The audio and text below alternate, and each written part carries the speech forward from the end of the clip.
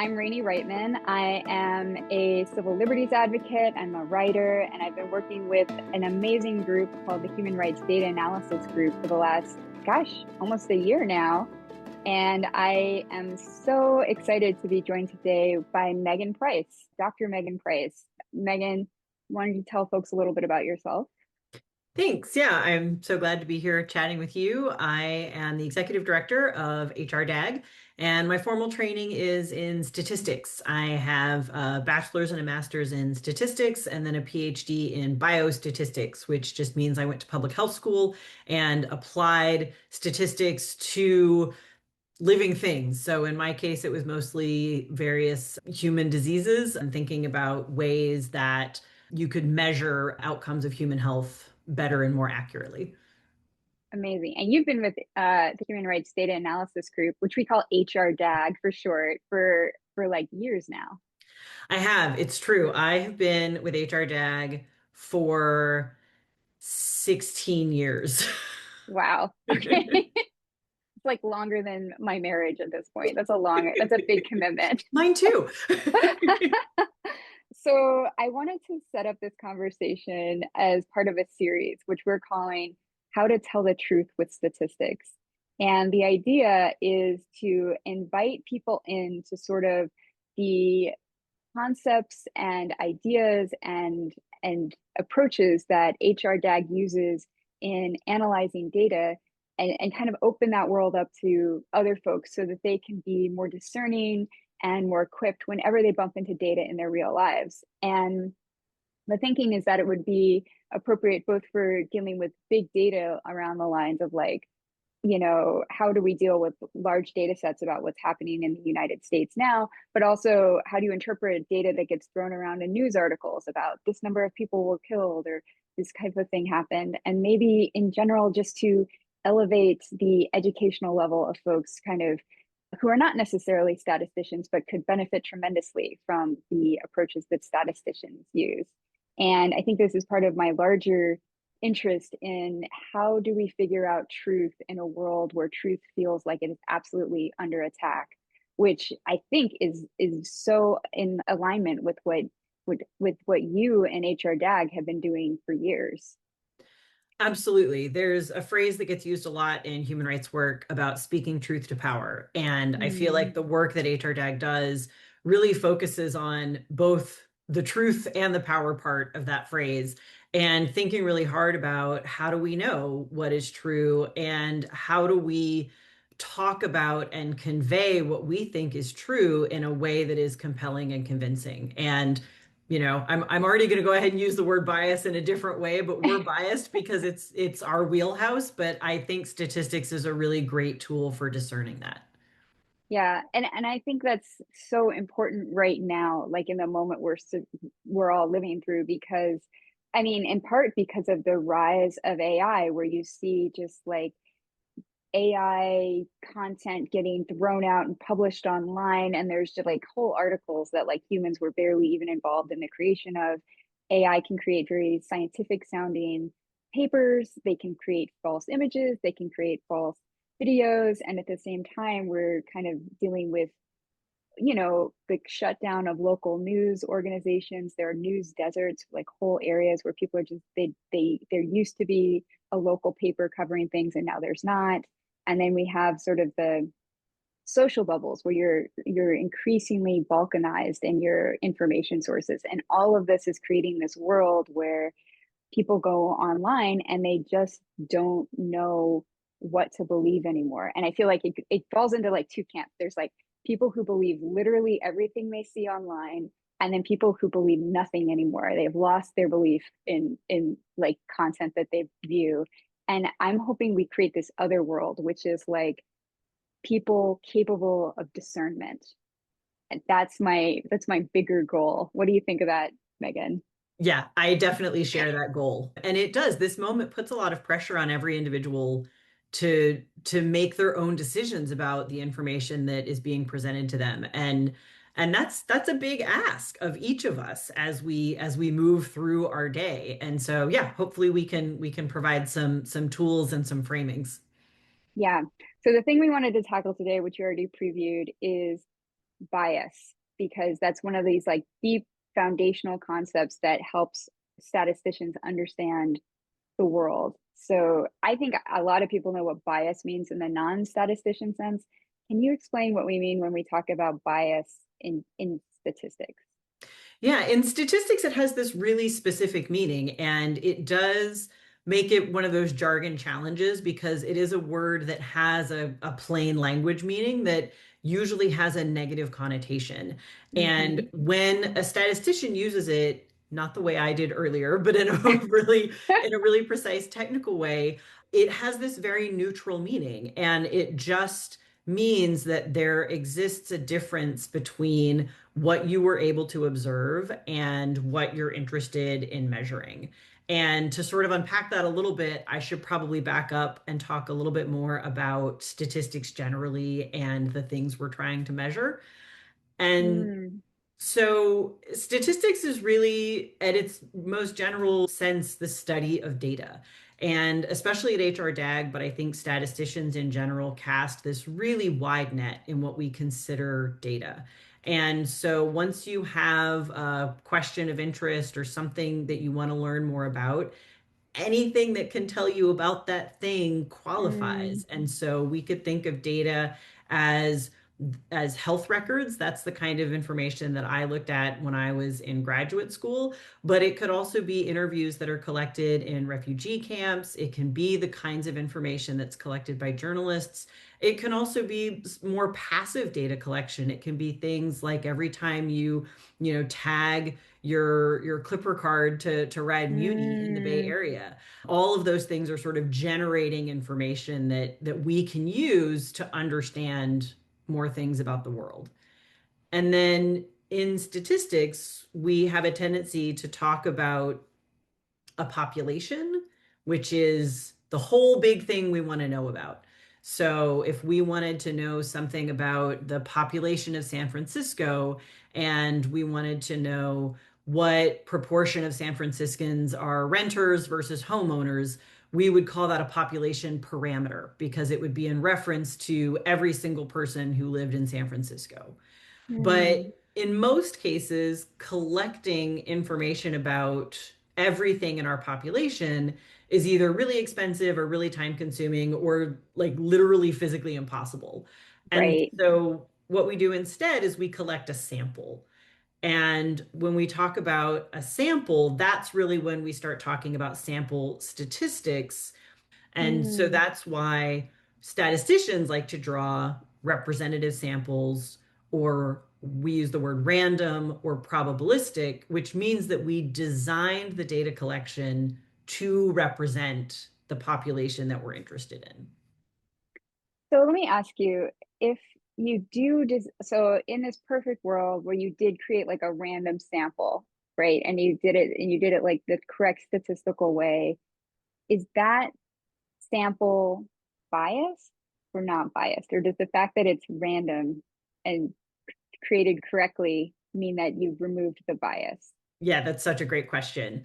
And that question is actually how we answer, did we do it right, right? Like, did we manage to collect this sample in a way that represents the population? And because the world is complicated and methods are imperfect, most often, despite our best efforts, even a randomly selected sample is still going to contain certain elements of bias. And so Mm. it's those differences between the sample and the population that it's crucial for statisticians in our analyses to measure and to account for in the methods that we choose to use. I think that's really great because it sounds like it's not like, oh, well, this data may have some bias, so I'm going to throw it out and it's not useful to me. It's more like, oh, there's some bias in here. I'm going to figure out how to measure it, account for it, and then make conclusions that basically acknowledge that bias. Exactly. And that's probably my favorite thing about statistics is that it gives us a way to talk really concretely and explicitly about what we know and what we don't know, and to really categorize and put boundaries around the things we were able to measure and the things that we're not sure about. Which is nice because I feel like there's a lot of people who like to make pretty sweeping claims, especially online, to be like, this is how we know for sure what's happening. And the statisticians are always like, asterisk, asterisk, this is also what could be happening. Like, we don't know for sure. So there's like this very powerful example from the National Police Archives in Guatemala that I think really explains what you mean when you talk about a random sample. Could you kind of walk through what HRDAG and its partners did in that case? Yeah, absolutely. That's the project that brought me to HRDAG, and so Oh, it's wow. it's one of my favorite ones to talk about. And so when statisticians talk about random samples, there are many, many different ways to draw them or to select them, and it really depends on a lot of different things. And in the case of the National Archive of the Police in Guatemala, we were faced with this building, this warehouse that was full of different rooms, full of piles of paper. And they weren't necessarily organized in any particular way. It wasn't like you knew this room is this time period or is this, subunit of the police force. They were just spread across the building. And the very first thing that statisticians rely on to draw a sample is what's called a sampling frame. And that's sort of your map for how do you make decisions so that your sample represents your population. And I especially love talking about this particular project with statisticians because they sort of intuitively understand that a room full of disorganized piles of paper is not a very coherent sampling frame, and it's really hard to know how would you go about designing a Right. sample. And so what the team ended up doing was thinking about the building itself as the map. And so they did what's called a multi-stage sample. So there were multiple steps involved. And first, they conducted a sample within each room, within the three-dimensional space of each room. So they literally projected three-dimensional coordinates into each room, and then that Mm, coordinate provided a starting point. So you'd walk into the room, you'd find the north-facing wall, that was the reference point. You'd go to the right space in the room, and you'd find whatever you found. Maybe it was a pile of paper, maybe it was a table covered in piles. And then you would get another random number and measure that pile, and the random number would give you a random starting point in the pile. And then you would have a random amount of that pile to select. And there were a few other wow. steps there. And so that was how we were able to select a sample from this giant building that archivists estimated contained tens of millions of pieces of Wow. paper, and which after our calculations, the archivists were very good at their approach as well. It was more than 30 million pieces of paper in Wow. this archive. And so it took a decade to exhaustively organize and process those pieces of paper, but we were able to draw a much smaller sample and analyze it in a matter of months. Incredible. And so I feel like for the context here, a lot of people might not be aware of like the kind of information that was in the National Police Archives in Guatemala. And like I know it spanned something like 100 years of police data. What kind of things were these documents showing? Yeah, yes, I jumped right to the statistics The problem, which statistics, is yeah. which is my habit. But there was an internal armed conflict in Guatemala from 1960 to 1996.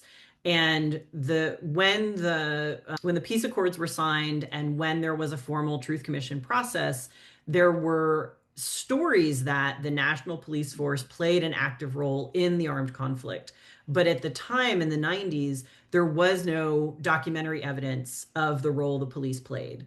And it was only after this archive was found that contained this much longer period of time, because it was the Mm, entire archive, all the bureaucratic records of the police, that then they were able to ask these questions about what role did the police play during this conflict period. And so we were able to find documentary evidence of surveillance that they were conducting mm, of various labor and student leader activists, sweep operations where there were direct orders from leadership within the police to go round up members of the opposition during the conflict, and those kinds of things. So that was the kind of information that we were able to identify within this much larger pile of records just describing very regular police activities as well, investigating Hmm. crimes and, writing traffic tickets and those kinds of more mundane things as well.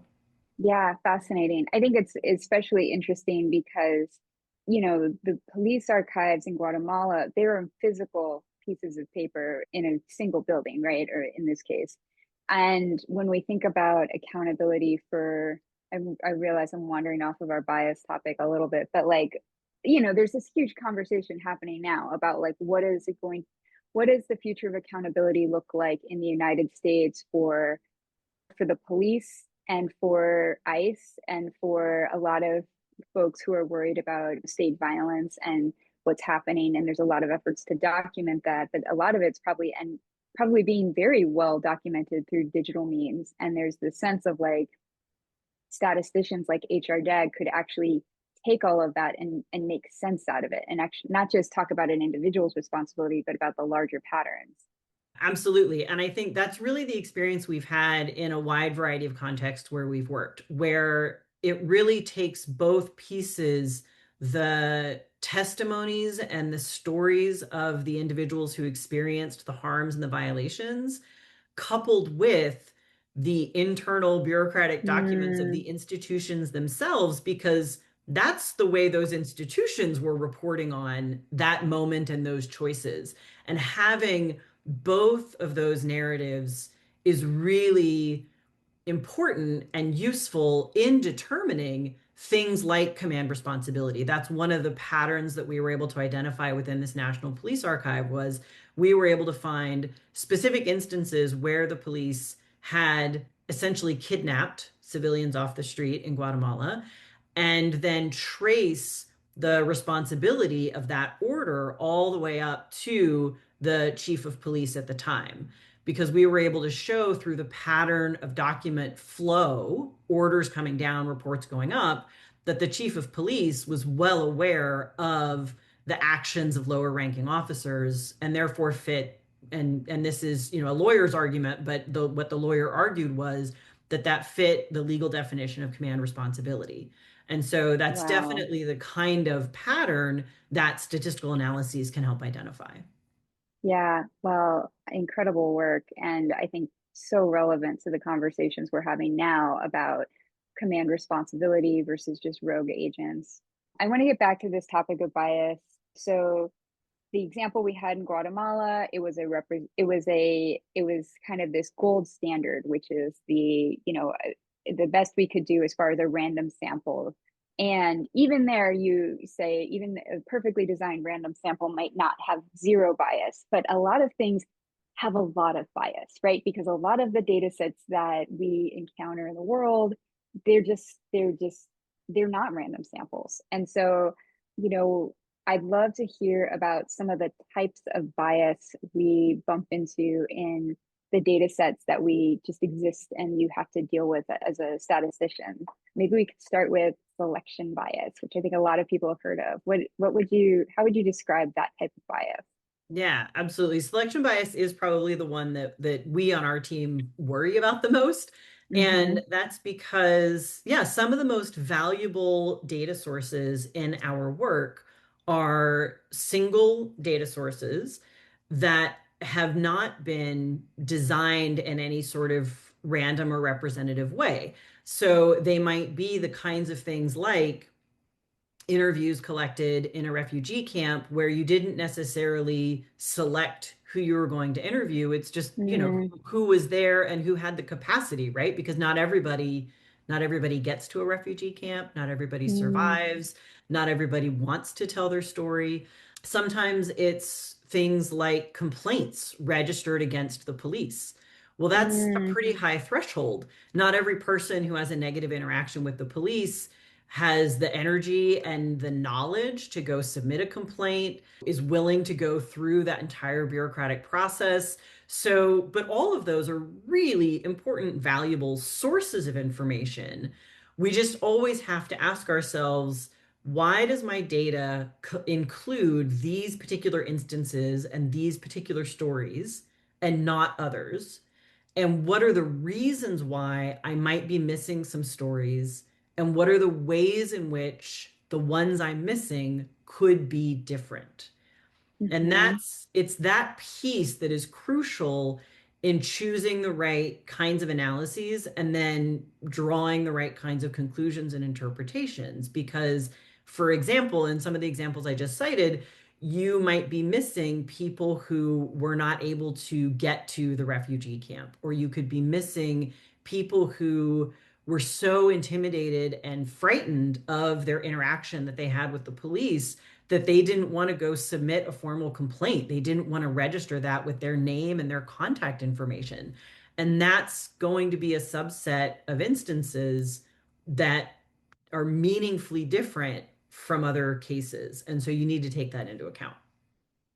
I think that's such an important point, especially about people feeling intimidated or like they shouldn't make a complaint. And it's, we grapple with things where the individual has very little power compared to the thing that they're trying to complain about, right? Whether that's the police or some other, you know, body of the government, that there's a lot of people that have a lot on the line and don't want to draw attention to themselves for any number of reasons. So I think that makes a lot of sense that you would see bias in the kinds of reports that you get. And then can you explain convenience samples? Just because I'm sure a lot of people will bump into that term if they do any kind of work in this space. And what do we mean when we talk about convenience samples? Yeah, convenience samples are one of those things that if I had a time machine, I would go back to the early days of statistics and rename them Okay. because a lot of things that are called and that are, technically correctly called convenience samples are super inconvenient to collect. There was a lot of effort that went into it. It just means that there wasn't an underlying random sample or design that made that collection representative of a population. So all the examples that I talked about and a bunch of other things you can think of, media reports, news articles, all of those things are technically convenience samples, even though they're very rigorously collected and researched and Mm-hmm. thought through. They just don't have this particular piece of probability underlying the way they were collected. Yeah, that makes a lot of sense because there are some fantastic projects that, for example, track media accounts around, around deaths related to a particular war, or, for example, around attacks against journalists. And if it's written up in the news, then that will go into the data set. I worked on a project years ago that we were tracking data breaches. So this is, for example, if, let's say your medical provider exposed the social security numbers of 50,000 patients and it got reported on in the news, that would end up in the data set. And we would tag it and categorize it and then kind of look for patterns. How many medical providers versus how many different employers, or how many other, we kind of look for different patterns year by year, but it was hard to get. We never had the full data set because we could only report on things that were reported on in one way or another, or made it into the news, or ended up in some sort of, there were some state databases that were published as well, but like there wasn't a federal database. It wasn't every single type of data breach, and a lot of data breaches didn't go to the threshold. So it was always like, were we really tracking the patterns, or were we just tracking what was worthy enough to get caught up in the media? Yeah. Yeah. Yeah, So that's a great example. And actually, that is a specific kind of selection bias. I mean, I don't know, but I suspect that that could also be what we call event size bias, let's talk about where, event size bias. Yeah. yeah, so that's sort of a subset of selection bias. And it specifically is about events that involve more people are more likely Mm, to get observed and reported. And especially when media is one of the sources, yeah, it's like what rises to the threshold of being newsworthy. And so, again, I don't know sort of the particulars of that example, but I would suspect that the kinds of data breaches that got media coverage affected more people. And yeah. so we've done some analysis of this in the conflict setting, and we've seen this really, throughout our history of work in a variety of contexts where, even in analog data collection and then now in digital data collection, violent events that affect more people, and especially the kinds of events that happen in dense urban areas, are reported by multiple sources. They get a lot of coverage.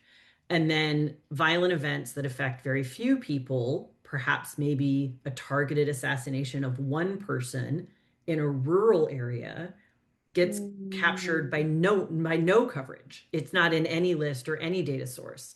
And so you get this really skewed picture of the kinds of violence that's happening because you're getting many, many, many reports of these big events and no reports or very few reports of these small events.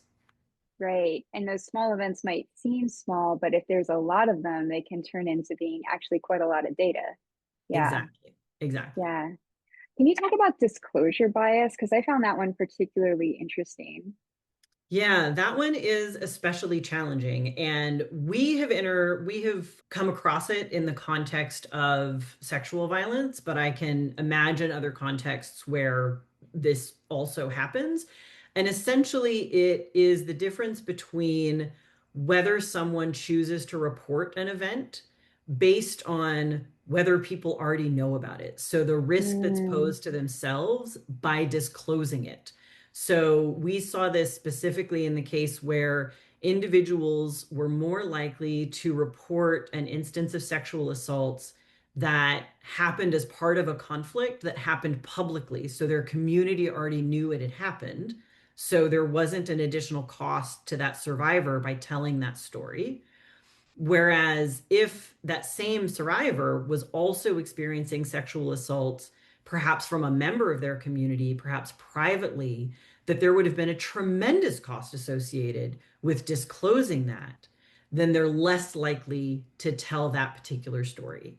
And so that's where, again, mm. you get this really skewed information about the kinds of events that are happening within that community because of the cost associated with telling that story.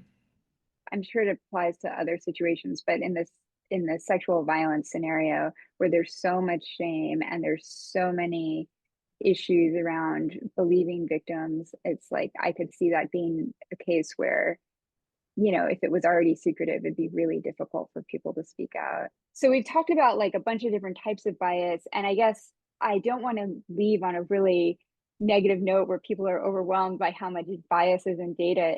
Can you, without getting into all the details, because I know we'll be covering that later in future episodes, but how do statisticians even have tools to deal with bias data?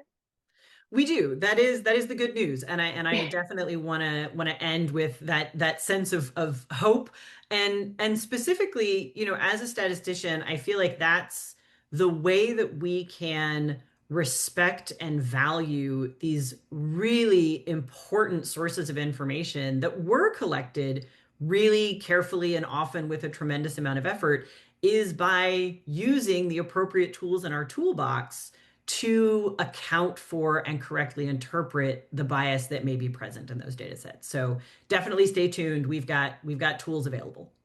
Fantastic. And maybe just to kind of help folks who are definitely not statisticians who are bumping into data sets, what kind of questions should they be asking themselves when they see just a random stat quoted or numbers referenced in news articles or on social media? Yeah, so I think all of us, when we're presented with any sort of description of data or statistics, can ask ourselves, can enter into conversation with our friends, what's included in that data and what might be missing. And I think all of us have enough information, and many of us might have specific lived experience that really gives us deep insight into what might be getting excluded and how that might be impacting the way that statistic is getting interpreted or getting used. And the other thing that I think all of us should always do is if we're ever presented with just one single number, be incredibly skeptical because there should always be some sort of measure of uncertainty. Anytime you're being told a statistic, you should also be given some kind of information about how confident we are in the accuracy of that statistic. Fantastic. Thank you so much, Megan. I had a blast doing this. I feel like I learned a lot, and I hope other folks did as well. And hopefully people will subscribe and share it, and stay tuned for our next episode of How to Tell the Truth with Statistics.